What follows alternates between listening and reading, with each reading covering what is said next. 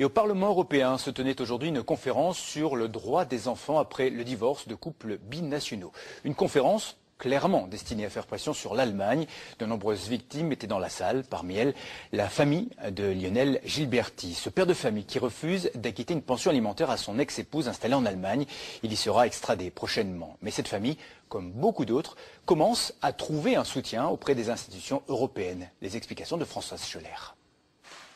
La Cour de cassation l'a confirmé, Lionel Gilberti sera bel et bien remis à la justice allemande.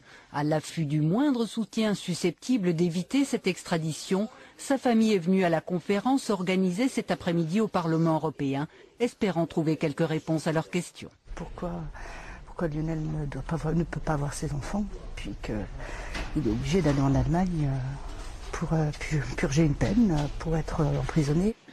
Elle est émue et inquiète. Venu chercher des appuis politiques à son combat juridique, l'avocat de Lionel Gilberti s'est lui montré plus optimiste. Il a au-dessus de sa tête cette épée de Damoclès qui est l'exécution du mandat d'arrêt européen. Mais pour l'instant, nous n'avons aucune nouvelle du parquet général qui est l'autorité compétente pour ramener à exécution cette décision. Donc c'est plutôt, je dirais, une bonne nouvelle. Mais c'est sûr que la situation de M. Lionel Gilberti est compliquée. D'autres victimes des dérives du Jugendamt, l'Office allemand de protection de l'enfance, sont venus témoigner et presser les élus européens de les aider. Le message a été entendu. Faire le forcing auprès de l'État allemand pour qu'ils trouvent un système ou une organisation différente ou des moyens qui permettent aux gens de faire des recours face à des décisions qui sont iniques vraiment. Dans la salle, pas de députés allemands, mais très attentifs, leurs assistants prenaient fébrilement des notes.